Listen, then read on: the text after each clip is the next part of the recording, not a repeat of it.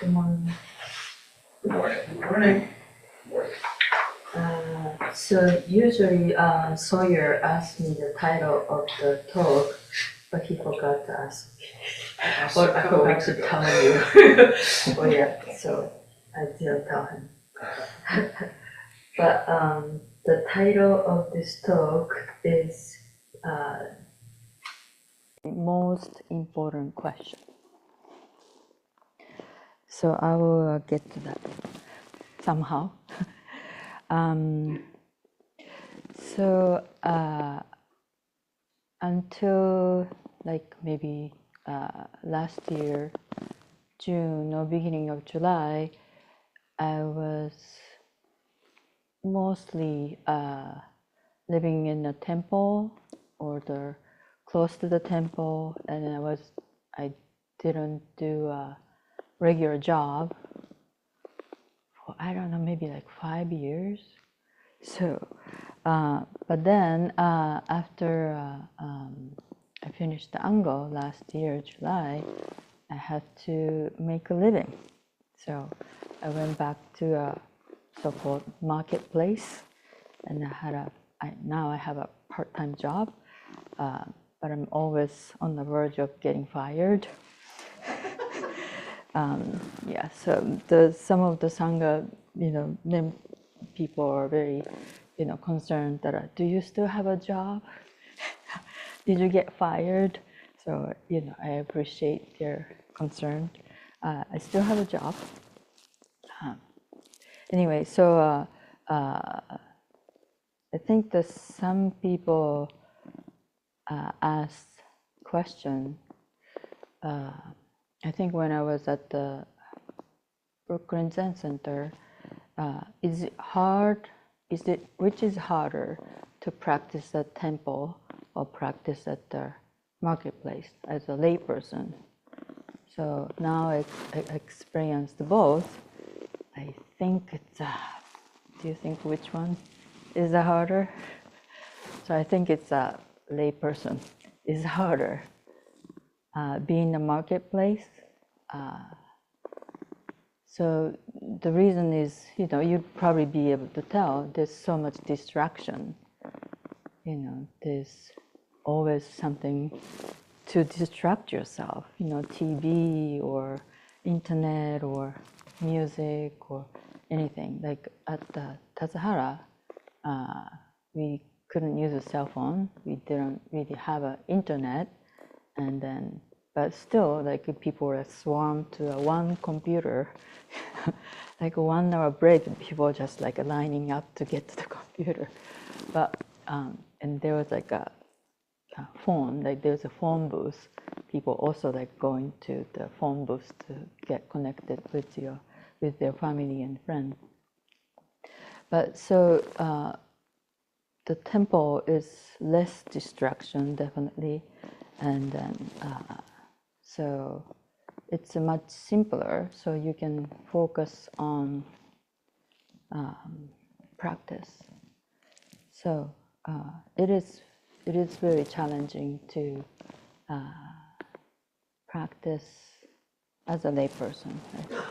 So in my case, it's kind of like I'm half monk, half layperson. So it's kind of interesting position. So because like the making living, your life becomes much more complicated, and then you have much like many relationship.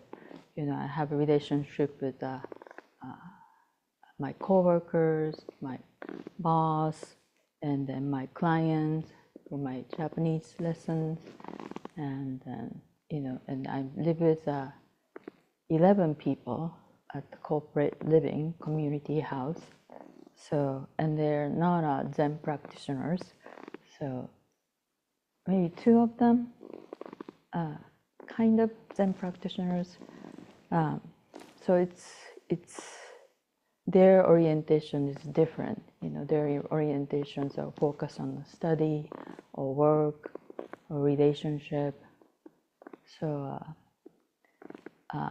So your life becomes much more complicated. So I think it's just kind of natural. So that's maybe one of the reasons Buddha recommended to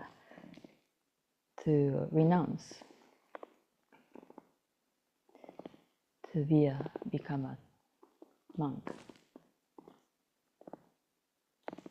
But I think it's a renunciation is usually people think like renunciation is like family, money, job, friends, But true renunciation is actually yourself.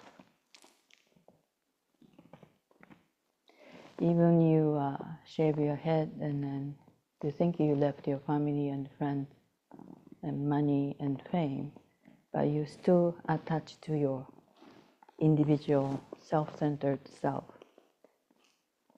So that's not really, renunciation. Anyway, so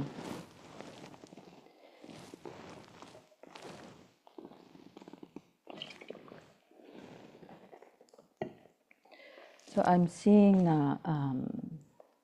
now at my work, many people are struggling to survive.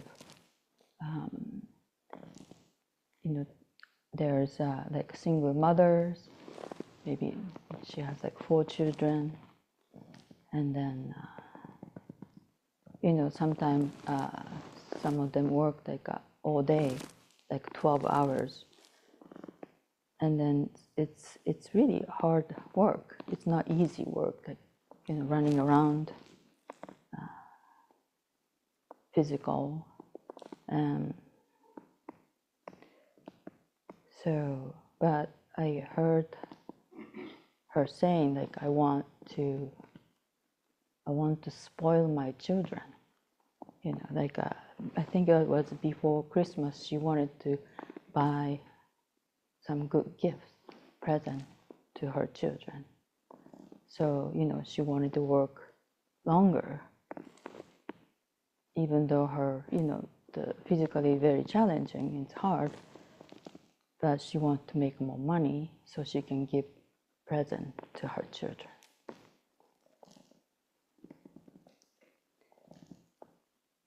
And then, so that's, the one, the kind of like a suffering they have, chasing money, security, surviving, and kind of desperation. And then there are other people I encounter and then living with, like students and professors at university. I have many like PhD students and then master degree students and then undergraduate students living with me, and they also work with at my work. So they're also struggling and suffering. So much stress, anxiety, to achieve, to write a good paper, and then get approval. And then some of them have insomnia, and they're depending on medication. So they're always looking for some good medication, So I felt like that's sort of like a modern hell. In a way, that's like a man-made hell, man-made suffering, versus like a natural suffering, like, just hunger, sickness, physical pain, natural disaster. That's probably you won't be able to avoid. But most of the suffering I'm seeing or encountering feels like a man-made. We create suffering, and we create suffering. We make ourselves suffer. And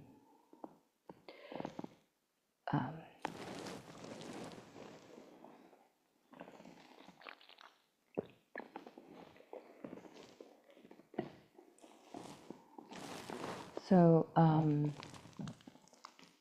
so when I started to work, it was hard, and then so I just realized I I have a story in my head, like oh, why this is like this? It's hard, blah blah blah blah, like complaining, like oh, I don't want to do this, So then I thought of Uchiyama Roshi.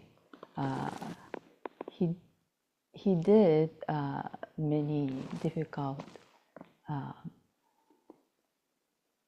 job, I guess, task. So he became, I think he was ordained on the day of Pearl Harbor attack. So he was thrusted into police life during the war and after the war. So Japan went through a really hardship, and then he didn't find a secure life. So one of the things he did was working for farmer and carrying a manure on a hill, and then that sounds already hard. But I can't find it exactly wherever I read it. Like he was carrying a manure, was really heavy, and he's like very he's not like a strong person. He's kind of frail, and he has tuberculosis. So he was carrying manure on the hill, and he fell, and then the manure went into his mouth. So, so I was kind of like encouraging myself. He went through that, hard life. So what I'm doing is nothing compared to that. So, and also he harvested the salt field. So I'm just saying this to how I might, make myself like suffer more than necessary to making a story about what it is, and then actually, so I'm not accepting what it is or seeing things as it is, because I'm making a story about it. So story or thoughts about what it is not actually the truth. But I think we are constantly doing it. So that's how we can make ourselves suffer more. Because carrying manure is carrying manure. Carrying the food to somebody is just carrying the food to somebody, but nothing more than that. But we always want to make something more. That's our mind tendency to interpret.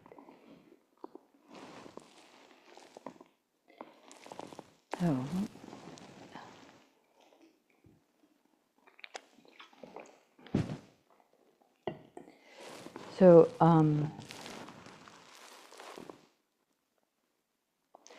when I was, I think, I'm not sure, like before, I think before maybe I started to seriously practice, or I'm not sure exactly when, but I teach Japanese, and then I was teaching Japanese then.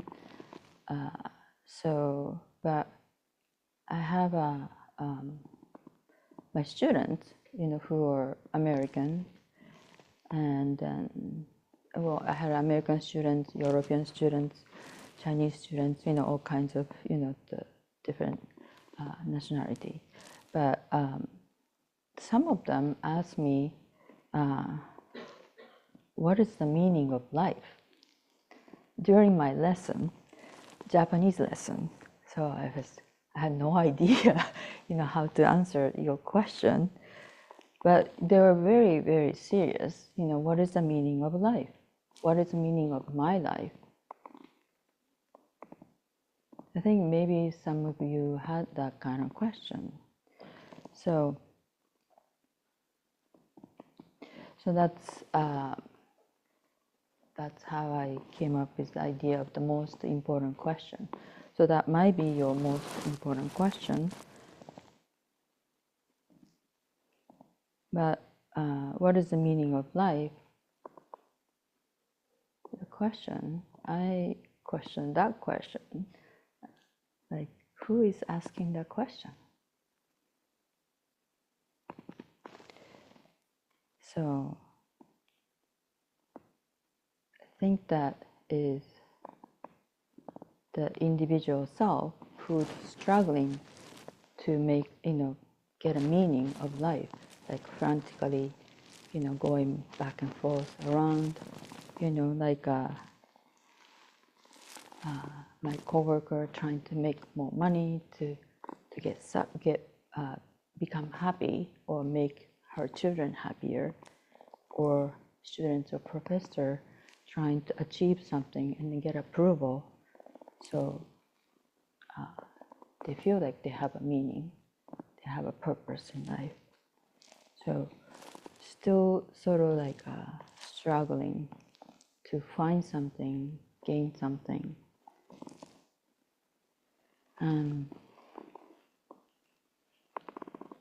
So I think it's sort of like a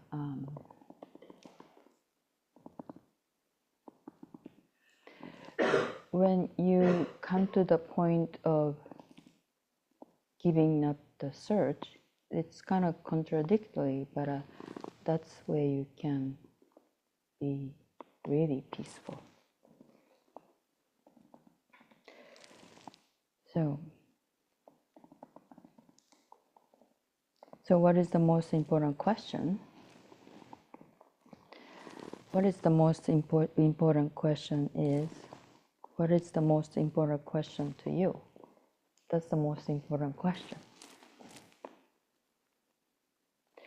So maybe you have a different question. It doesn't have to be one question for everybody,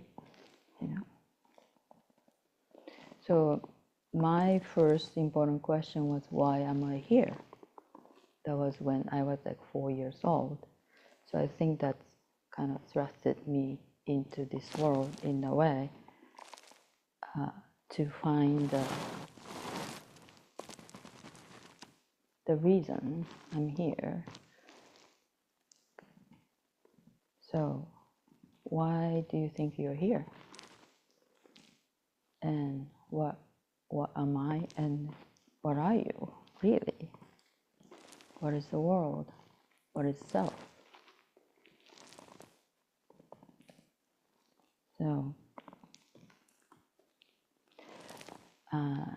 to me, the meaning of life or the purpose of life is to wake up fully. So other thing is sort of like a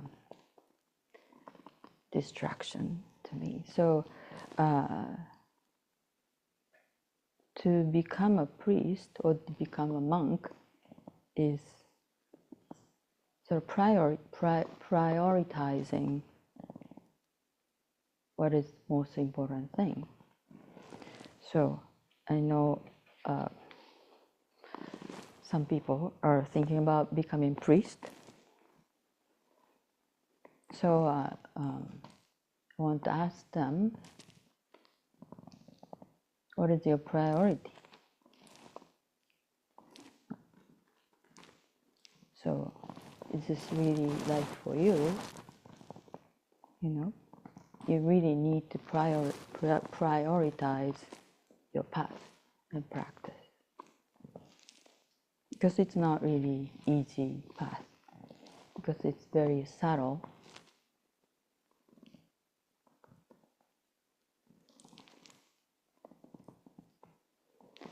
So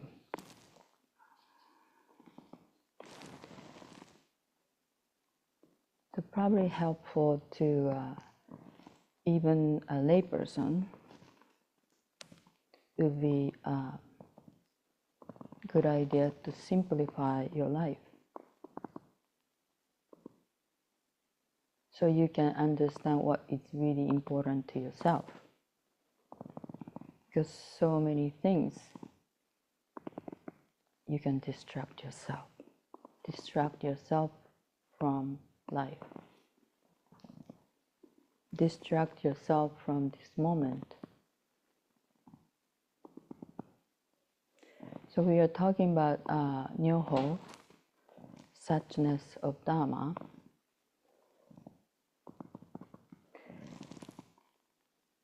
So the Nyoho actually, so Hoko-san was talking about tangible suchness. And then this, I think 3 months, 4 months, we are focusing on clothing. So the suchness, tangible suchness, helps you to come back to the present moment, because this is way it is, you know. So if you don't make anything about it in your thought, you can bring yourself back to the present moment.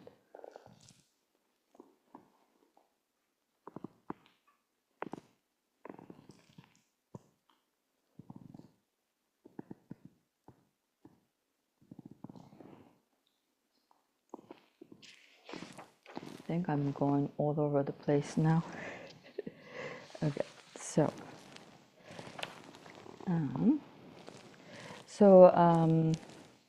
I feel like you know, sometimes you come to or listen to the Dharma talk, and then after the Dharma talk, you just don't remember what was the talk. You know, it's like, that was a good talk. But what was it? You know, so maybe two things or a couple of things or the 3 things you can remember from this talk. I want you to ask yourself, what is the most important question to yourself?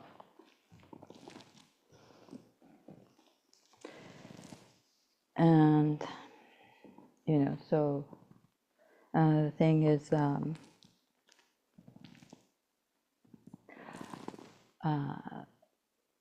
if you want to bring yourself back to present moment, to, you know, so that's like you suffer less, you know, because the creation of your head, like a mind and thoughts, are making you suffer more. So coming back to present moment to see the things as it is, you have to know how you are making yourself suffer more. So it's knowing yourself, knowing your tendency, how you are making yourself separate from others. So this is kind of like you have to be vigilant. You have to be always aware what your mind is doing.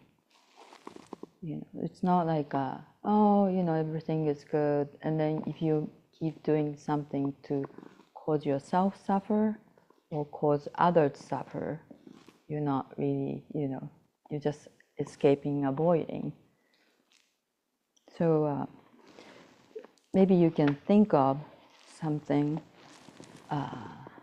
you know, you can be conscious of how you live, maybe this week, next week. When you feel like, you know, anything, like you feel suffering, you know, any maybe negative emotions or any, it could be positive emotions, you know, if you attach to it, that could make you suffer. So you can be conscious of how your thinking pattern, that is causing you suffering. So I'm just giving you some example. Probably you know each person has a different tendency. So this is probably my thing, judgment. That's very, you know, probably number 10. So that's how you can separate yourself from others. Judgment, labeling, you know, and then you kind of like decide about others or anything, you know.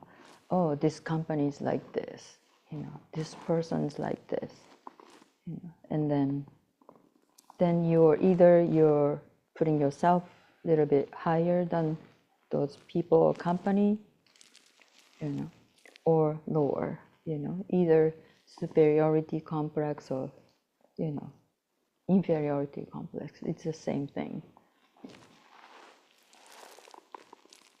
So like comparison, you know, comparing yourself and others. So this is kind of like a mind tendency to always divide and separate. That's, you know, it's sometimes a very good, you know, it's good function, but if you know, it can make you suffer. So escaping, distraction, fantasy, imagination, and loss in mind. So I think maybe it's good that TikTok is banned, but still YouTube. So rejecting, it's a kind of same thing, you know, rejecting, condemnation, you know, always like looking for faults in somebody or yourself, you know, condemning others and condemning yourself. Oh, I'm bad. They're bad. You know? So as soon as you start thinking about what it is, that just separation's happening, right? And competition. And you know, you're subtly competing with others, you know. Oh, I'm wiping the counters. Nobody else is wiping the counters, just me, you know. I'm a better person because I wipe the counters. Denial.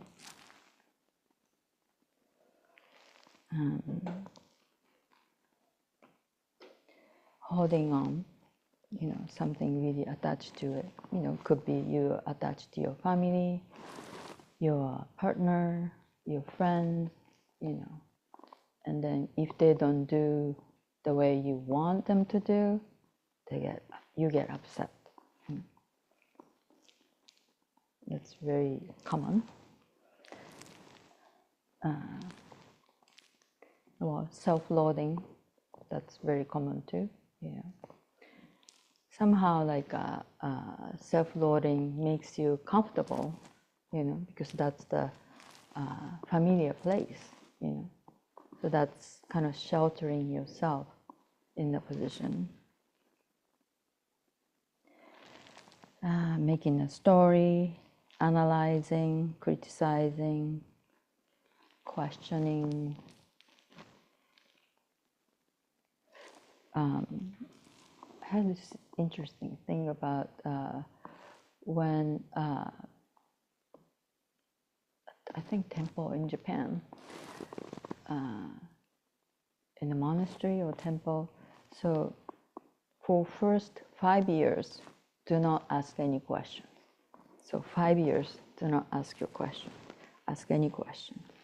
So just do whatever you're told to do at the temple or monastery. So it's interesting that when I think asked to get ordained, at Brooklyn Zen Center, my teacher at the time, Tia Strother, told me to give up your opinion. Give up your opinions. So I think I was not able to do that, but so that's very interesting. Like opinions also separate yourself from others.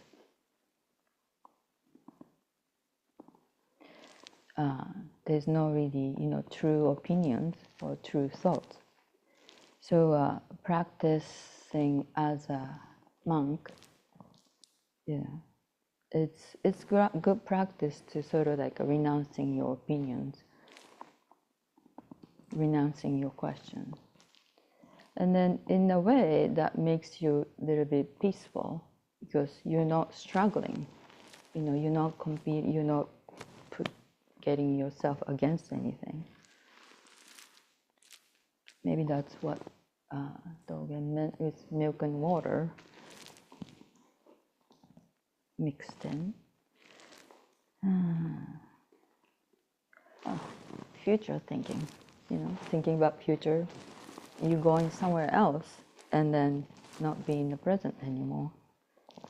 I mean, nothing wrong with making a goal about your work or life.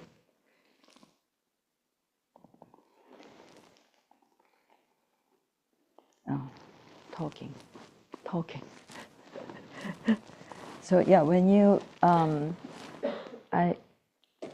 I have like a tendency, I want to talk to somebody to maybe like urge to convince others I'm right, the other's wrong, something like that. So that's already, separation is already happened way before that. And conflict. Yeah, you can see yourself always sort of like, wanted to win, win the conflict or win something. So, but winning that means somebody's losing, So if we live like this way, we always keep separating ourselves and others. So you can think of how you are making yourself suffer in daily life. What is the hook? What is the lure you bite into for your whole life?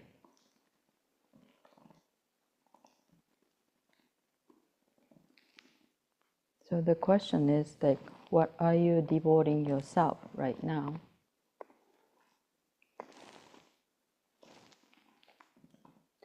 Are you adding more fear or anger to the world? Or are you making the world more peace?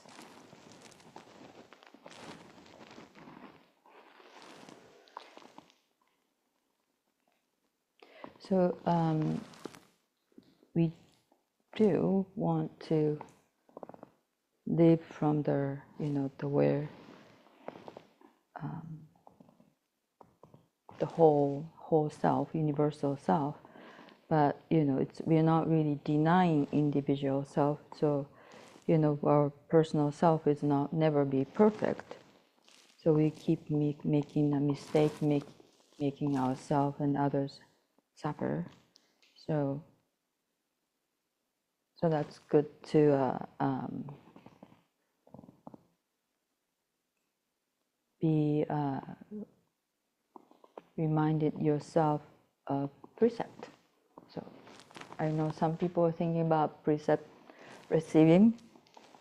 So this is sort of like our guideline because we are living from individual self, and then we make mistakes. So the precept is just a good reminder to keep you in line.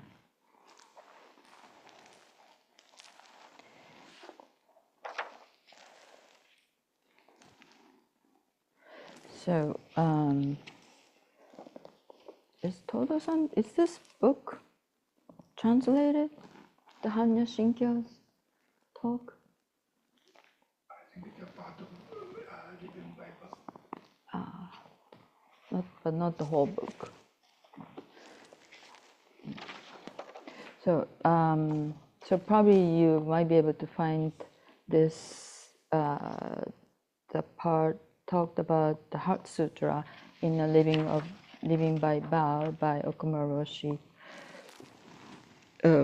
So one of the things about the four noble truths and the first noble truth in this is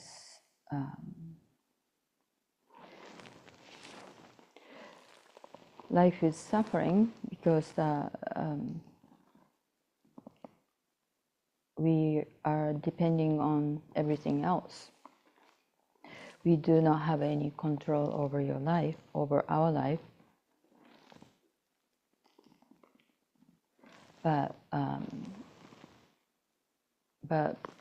we, individual self always want to control the whole, control their life. That's, causing them suffer, ourselves suffer. So this line kind of like intrigued me. This world is not made to satisfy you. So that's I think that's very liberating, because you're always trying to make yourself satisfied, and then in truth, that's not how it works. It will never make you satisfied in the end. Any endeavor to make you, things you think you're going to make yourself satisfied.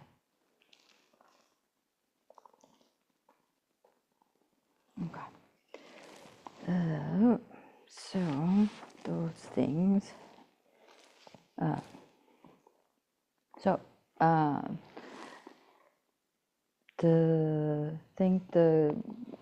Again,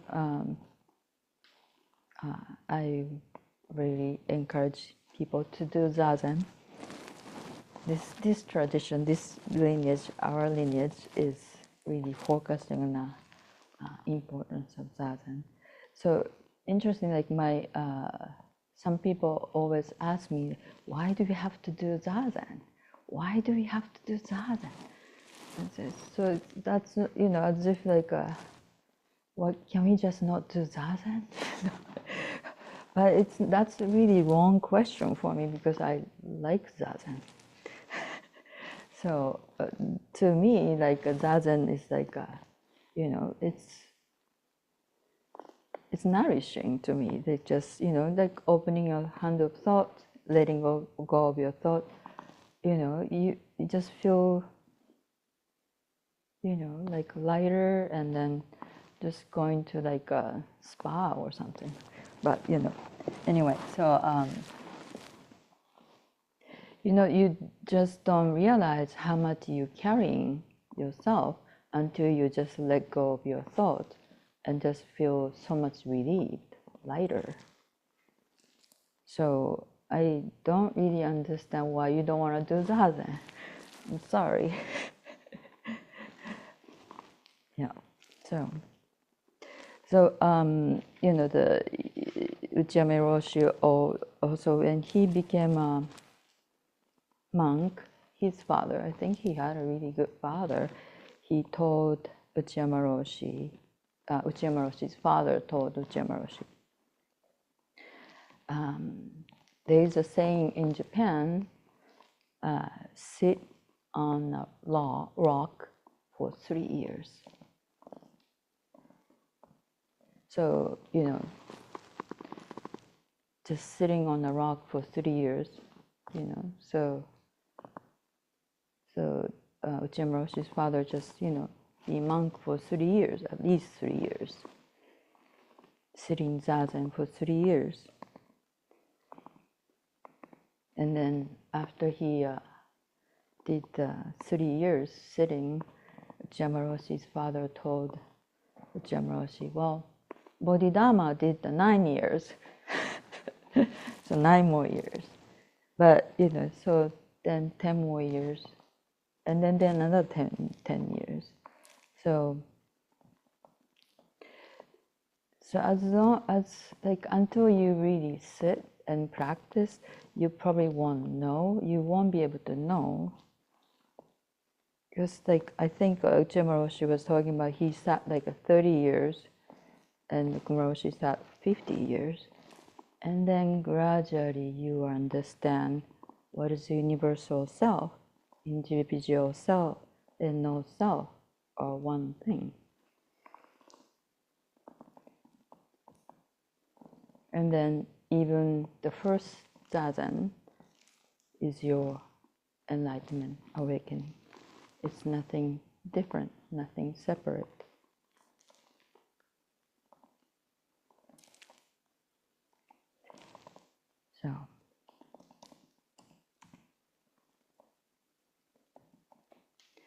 So if we can move from that place and act from that place and speak from that place, you can contribute to the world as a peace.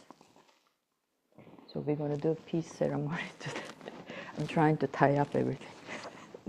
Okay, I think that's enough. Thank you very much.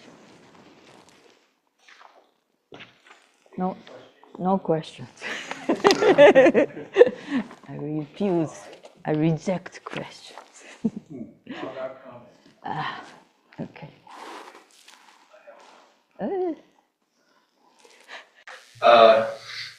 I like this talk, and I like what it's got me thinking about. But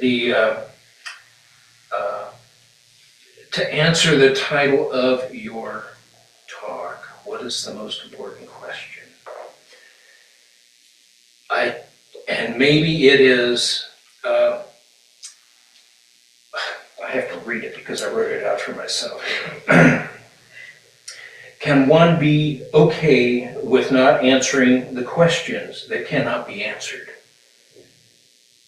Because I think we create a lot of suffering for ourselves and others by thinking we can answer questions that can't be answered. Like the big one, what happens to you when you die, that sort of thing. What is there after you die? Things like that. So there's that comment. If you want to comment on my topic. I can comment on that one. So I think it's Ramana, I think this is Advaita Devanta teacher says something like, when you practice, question disappear and the questioner disappear. So in the end, there's no question and no questioner. But also Buddha didn't answer some of the questions that's not really helpful to your practice. He didn't say anything. He answered with silence. So the question, another question you want to ask with these questions is going to be helpful for your to wake up or not. If it's distraction, you might want to give up. So what is that story where Buddha replies, you're like a man who's been shot with a poisonous arrow? You know that story? Yeah. You want to tell the story? No. No. I just wanted to bring it up. Okay. I think everybody knows this story. The poisonous arrow is like, somebody gets shot, and then instead of taking the arrows out, you say, who shot this arrow? How this arrow is made of, what kind of material, So these kind of questions, are not really helpful. You just take the arrow off.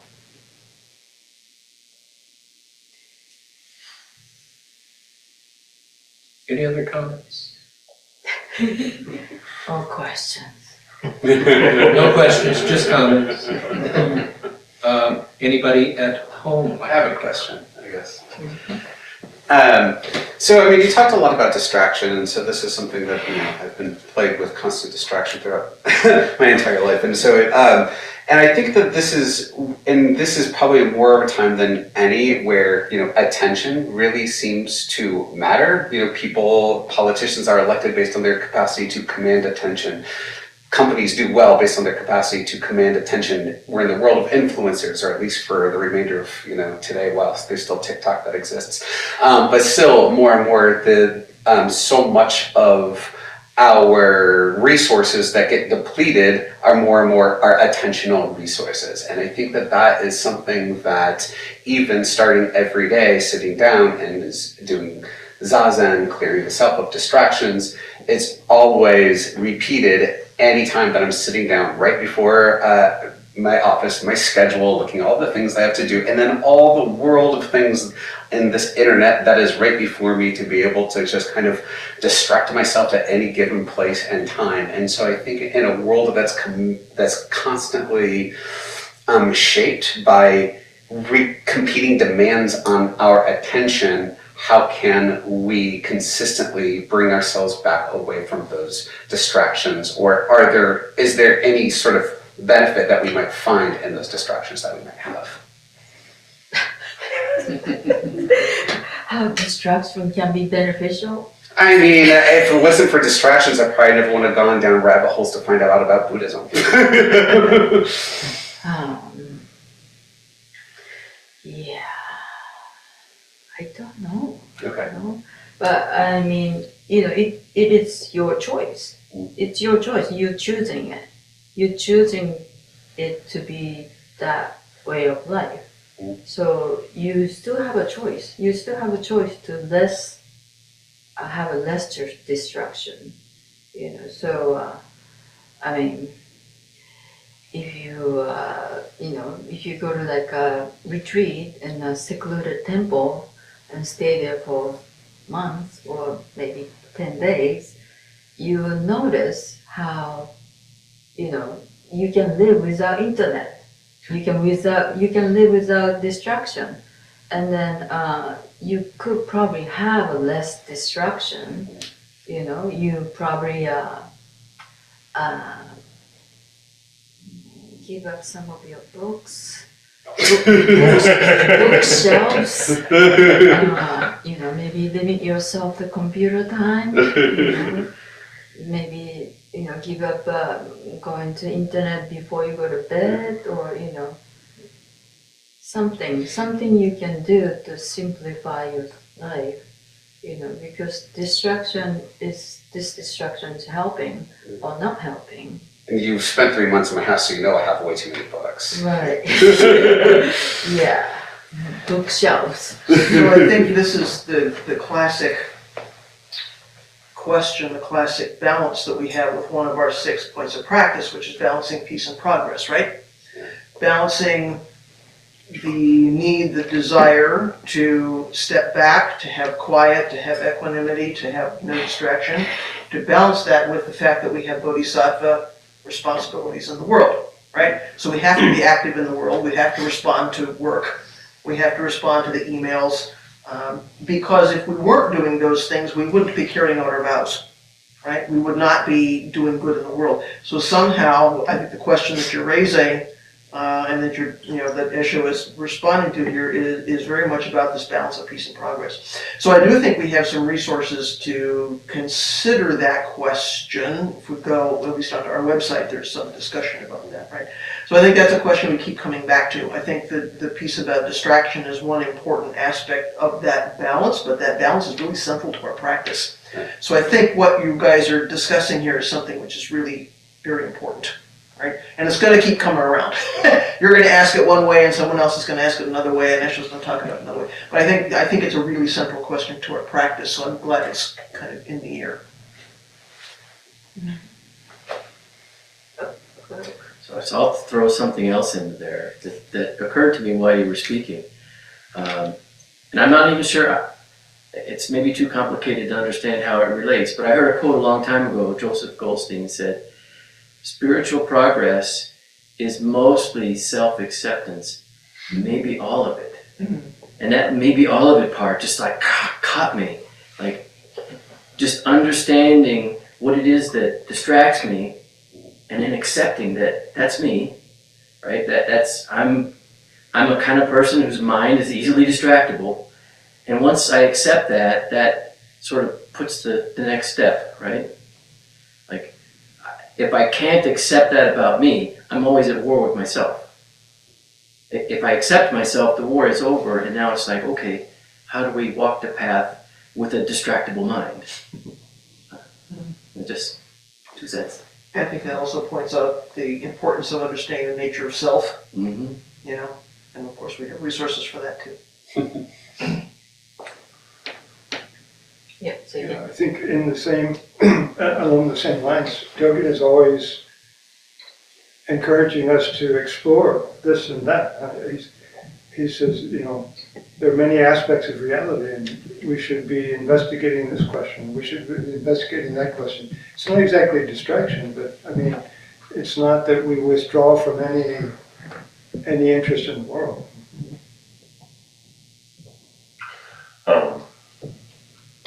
What everybody has been talking about has reminded me of a struggle in my life. Just I have hobbies and stuff like that, but I can't like keep my intention on one for as long as I would want to. But talking to other people, the thought came up of like, well, if that's just how you are, then why do you have to like say do a thing until you're like a master of the thing you're trying to do? Why can't you just go from thing to thing and just accept that? Just it's your hobby. You're the one who like measures the progress of what you do. So why not just be okay with that? Kind of be a master of a master of none. Yeah, yeah. Any other comments? Anybody from home? Keith? Yes. Hi, Esho, I was wondering if you could speak a little on the difference between love and attachment. You mentioned both, and I feel like sometimes it's easy to conflate the two. So I was just wondering if you could speak a little bit on love versus attachment. love and attachment. Well, attachment sounds like control, right?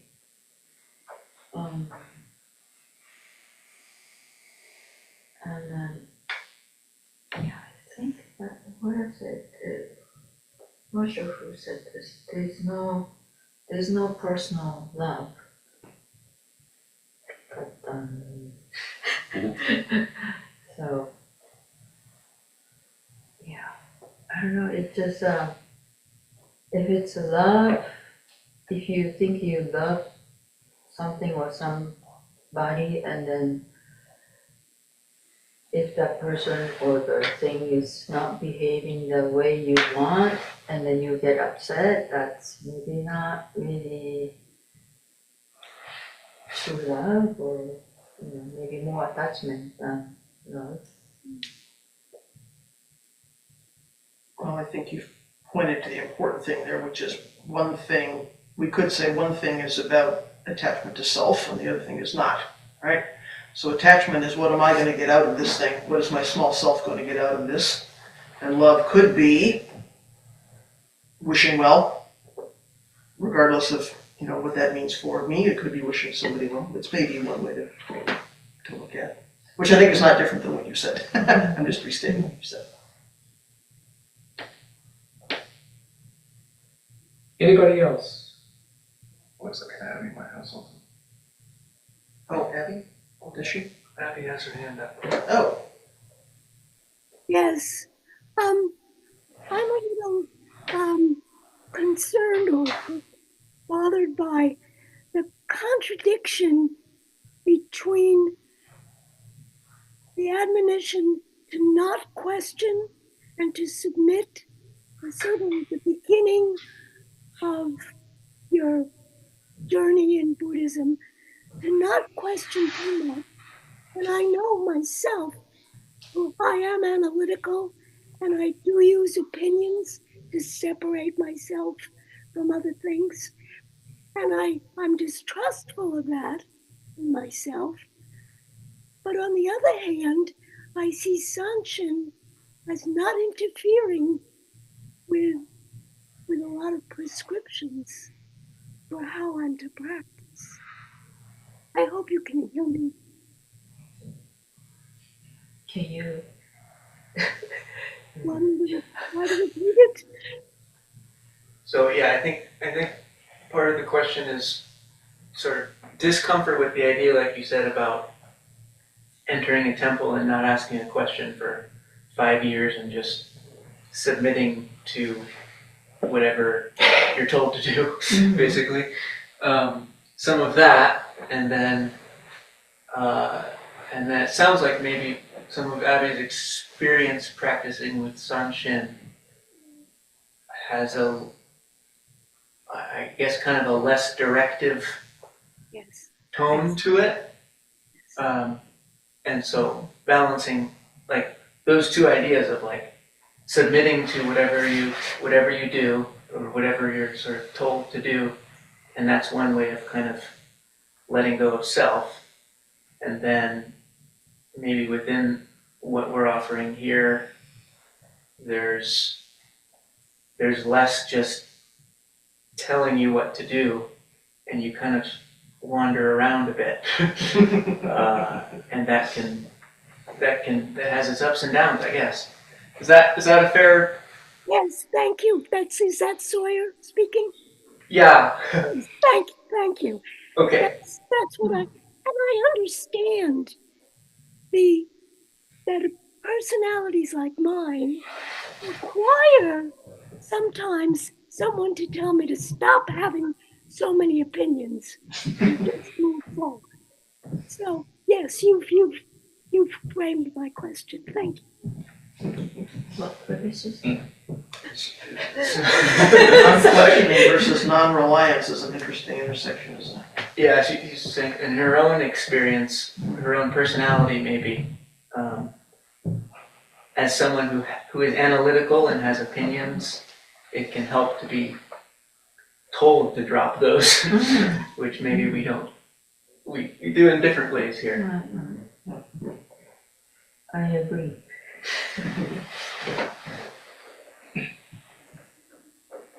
Anyone else? Shall we wrap it up? World peace. All right.